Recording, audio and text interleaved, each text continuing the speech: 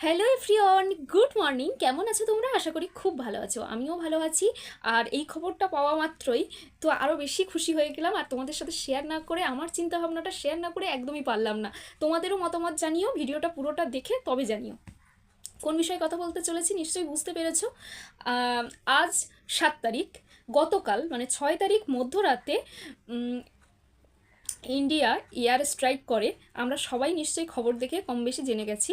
তো এই ঘটনা মানে অপারেশন সিন্দুর, এই কথাটার মিনিংটা এতটা সুন্দর না, মানে নামটা আমার শোনা মাত্রই মানে সবারই হয়েছে মনে হয় এটা, যে এতটা ভালো লাগা কাজ করেছে। আর এর যে অর্থপূর্ণ একটা মিনিং আছে, যে পেহেলগাঁওতে ইন্ডিয়ান হিন্দুদের বেছে বেছে যেভাবে মারা হয়েছে, আর মহিলাদের কাছে, হিন্দু মহিলাদের কাছে সিঁদুর যে কতটা দামি সেটা আমরা সকলেই কম বেশি জানি। তো সেই মহিলাদের সিঁদুর মুছে দিয়েছে, তার প্রতিশোধ কিন্তু ভারত নিয়েছে। তবে একটা অদ্ভুত মানে বলতে পারো যে অদ্ভুত প্রসিডিওরে নিয়েছে জিনিসটা। এটা থেকে আমাদের অনেক কিছু শেখার আছে, জানো তো, সেটাই বলতে আজ আসলাম। যে এটা থেকে আমরা আমাদের লাইফে অনেক কিছু শিখতে পারি। এই যে ধৈর্য, এই ধৈর্য হচ্ছে এখানকার মেন থিংস। তো ধৈর্য, কতদিন ঘটনাটা ঘটেছে 22শে এপ্রিল, তারপরে আজ কোথায় 7 মে, 6 মে গত রাতে, মধ্যরাতে ঘটনাটা ঘটে। তো আমরা অনেক সময় আমাদের লাইফে এমন কিছু ঘটনা ঘটে, অন্তত আমি তো এরকম ভুল বহুবার করেছি। এখন হয়তো আস্তে আস্তে ঠেকে ঠেকে বুঝতে পারি, বুঝতে শিখি, তবু ভুল হয়ে যায়। তবু তোমরা যারা আমাকে ভালোবাসো বা আমার পরিবারের যারা সদস্য, যারা এই ভিডিওটা দেখেও আমার পরিবারের সদস্য হবে, সবাইকে আমি আন্তরিকভাবে ভালোবাসা জানাই, কৃতজ্ঞতা জানাই। তাদের উদ্দেশ্যেই বলছি যে আমরা কিন্তু এখান থেকে বহু কিছু শিখতে পারি, বহু কিছু শিখতে পারি। আমাদের লাইফে অনেক কিছুই ঘটে যা আমরা সাথে সাথে রিয়্যাক্ট করে বসি। কেন এটা হলো, কেন আমাকে এটা বললো, কেন আমার সাথে এটা ঘটলো, কেন এর সাথে এটা সাথে সাথেই প্রতিশোধ নিতে হবে, না হলে আমার চলছে না, আমার ভিতরের আগুন নিভছে না। কিন্তু এটা কিন্তু খুব বড় ভুল। তুমি হয়তো সাথে সাথেই তুমি সেই পদক্ষেপটা নিচ্ছ, তোমার মাথা গরম আছে, গা হাত পা জ্বলছে, আমার সাথে এটা কেন ঘটেছে, আমার সাথে এটা কেন হবে, এই কথা ভেবে হয়তো তুমি সাথে সাথে সেই জিনিসটা নিয়ে রিয়্যাক্ট করছো বা সেটার রিপ্লাই দিচ্ছ। কিন্তু হয়তো তোমার কাছে সেই ক্ষমতা তখন নেই। আমার সাথে বহুবার হয়েছে এরকম, বহুবার মানে যখন আমাকে কেউ কিছু বলেছে, কেউ আঘাত করেছে, সাথে সাথে আমি চেষ্টা করেছি মুখের উপরে জবাব দেওয়ার। হ্যাঁ, মুখের উপরে অবশ্যই জবাব দাও, কিন্তু তখন হয়তো তোমার ক্ষমতা সেই পর্যায়ে না থাকতে পারে। তোমার বিরোধী পক্ষের শত্রুর কাছে হয়তো সেই ক্ষমতা আছে, কিন্তু তোমার কাছে হয়তো সেই ক্ষমতা নেই। এটা তোমাকে বুঝতে হবে যে তোমার পাওয়ার কতখানি। ইন্ডিয়া, দেখেছো কতটা চিন্তা ভাবনা করে 22 তারিখ ঘটনাটা ঘটেছে। অনেকে ভাবছে কবে হবে, কবে হবে, এখনও মোদিজি কেন হচ্ছে কিছু ব্যবস্থা নিচ্ছে না, হয়তো কিচ্ছু করবে না, হয়তো ভয় পেয়ে গেছে, হয়তো এই রকম চারিদিকে এরকম এই করছি সেই করছি ওই করছি বলে আলটিমেটলি ধামাচাপা পড়ে যাবে প্রত্যেকটা ঘটনার মতো। আমরা দেখেছি আমাদের আরজি করের সাথে কি হয়েছে, সব কিছু অনেক কিছুই ঘটনা ঘটে যেগুলো চাপা পড়ে যায়। অনেকেই সেইটা ভেবে নিয়েছে যে ওই হয়তো মুখে এই করছি ওই করছি সেই করছি বলছে, কিন্তু মোদিজি চুন চুনকে কথাটা বলেছে, মনে আছে তো?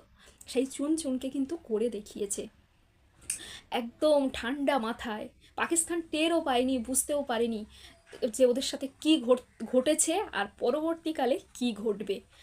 তোমরাই বলো যে আমরাও যদি আমাদের লাইফস্টাইলে আমাদের সাথে ঘটে যাওয়ার ঘটনাগুলো রিলেট করি, তাহলেও কিন্তু আমরা এটা শিখতে পারি যে আমাদের সাথে যেটা ঘটছে, যেমন ধরো আমি এই রিয়েলিটি থেকে তোমাদেরকে বোঝাই যে অনেকেই আছে আমার মতো যারা একটা চাকরির জন্য হাতে কামড়ে মরছে, কত চেষ্টা করছে, মানে সংসারের লাথি যেটা খেয়ে নানা মানুষের নানা কথা শুনে পড়াশোনা চালিয়ে রেখেছে। কিন্তু মুখের ওপরে একটা বিয়ে বাড়িতে যাও, একটা ভালো জায়গায় যাও যেখানে 5 জন বসে আছে, যে এখনও পড়ছে, এ আর হবে না কিছু, এখনও ব্যাগ কাঁধে নিয়ে যাচ্ছে, এখনও চাকরি পায়নি কিছু, এগুলো শুনে বুকের মধ্যে জ্বলছে। মনে হয় অনেক কিছু বলি যে তোমরা পরিবেশ পরিস্থিতি বোঝো, আমাদের সময়টা তোমাদের মতো নেই, কিন্তু বলা তো যায় না, বলতে পারি না, কারণ আমাদের হাতে সেই ক্ষমতা নেই, আমরা সত্যিই এখনও কিছু পাইনি। কিন্তু যবে পাবো তবে কিন্তু এর মানে প্রতিশোধ, এর রিপ্লাই ওদেরকে আমরা দিতে পারবো। সেমভাবে তোমাকে যখন কেউ খারাপ কথা বলছে, কেউ আঘাত করছে, সাথে সাথে রিয়্যাক্ট করো না। যদি মনে হয় যে আমি সেই পজিশানে আছি, রিয়্যাক্ট করলে আমি আমার শত্রুপক্ষকে দমন করতে পারবো, তবে রিয়্যাক্ট করো। নাই যদি সেই রকম পরিস্থিতি, সেই রকম কন্ডিশনে না থাকো, তাহলে চেপে যাও। চেপে যাওয়ার পরে কি হবে, এমন সময় আসবে তুমি তাদেরকে আঙুল তুলে কথা বলতে পারবে, কিন্তু তাদের সেই ক্ষমতাটা তখন থাকবে না, তাদের তখন মুখটা বন্ধ হয়ে যাবে। এটা থেকে কিন্তু আমরা অনেক কিছু শিখতে পারি, জানো তো? যে আমরা অনেক সময় ধৈর্য রাখতে পারি না। আমরা মনে করি যে সাথে সাথে রিয়াক্ট করে দিই, আমাদের রাগটাকে প্রকাশ করি, কিন্তু এটা কিন্তু সঠিক সময় নয়। তোমার রাগ মানে যা যে কিছু প্রতিক্রিয়া থাকুক, সেগুলো সঠিক সময় নয়। তুমি আস্তে আস্তে আস্তে নিজেকে শক্তিশালী করো, নিজেকে সেইভাবে প্রস্তুতি করো, তারপরে দুম করে একটা সময় তুমিও ফাটবে, আর তোমার সেই ফাটায় ওরা পুড়ে ছারখার হয়ে যাবে। আমরা তো মানুষ, আমরা সাধারণ মানুষ, আর রক্ত মাংসের মানুষ, আমাদের ভুল হয়ে থাকে। তো সেই ভুলগুলো আমরা কিন্তু বিভিন্ন ঘটনা থেকে, বিভিন্ন এই সমস্ত পারিপার্শ্বিক ঘটনা থেকে শিখতে পারি। শুধু যদি এটা পলিটিক্যাল বা অন্যান্য দিক থেকে বিচার বিবেচনা না করে আমাদের জীবনের দিক থেকেও বিচার বিবেচনা করি, তাহলে কিন্তু আমরা অনেক কিছু শিখতে পারবো। আচ্ছা, তোমাদের কী মত আমাকে অবশ্যই কিন্তু কমেন্টে জানিও।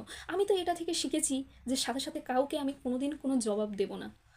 যে সময়টা যার জবাব দেওয়ার প্রয়োজন তাকে অবশ্যই জবাব দেব, কিন্তু সময় না হলে চুপ করে যাব, থেমে যাব, জিনিসটা নিয়ে একটু টাইম দেব, তারপরে হয়তো আমি তার রিয়াকশান দেব। হ্যাঁ, মানুষকে কখনো ছেড়ে দিতে নেই। যে তোমাকে ক্ষতি করছে, যে তোমার উপরে বারবার ছুরি চালাচ্ছে, যে তোমাকে বারবার আঘাত করছে, তার সাথে অবশ্যই তুমি প্রোটেস্ট নিজেকে করতে হবে, নিজেকে প্রোটেক্ট করতে হবে। নিজের বিরুদ্ধে মানে নিজেকে নিয়ে তুমি প্রোটেস্ট করো, অবশ্যই করো, তাদের বিরুদ্ধে গিয়ে প্রোটেস্ট করো, কিন্তু সেটার সঠিক সময় চাই। তো আমি তো এটা খুব ভালো করে শিখে নিয়েছি।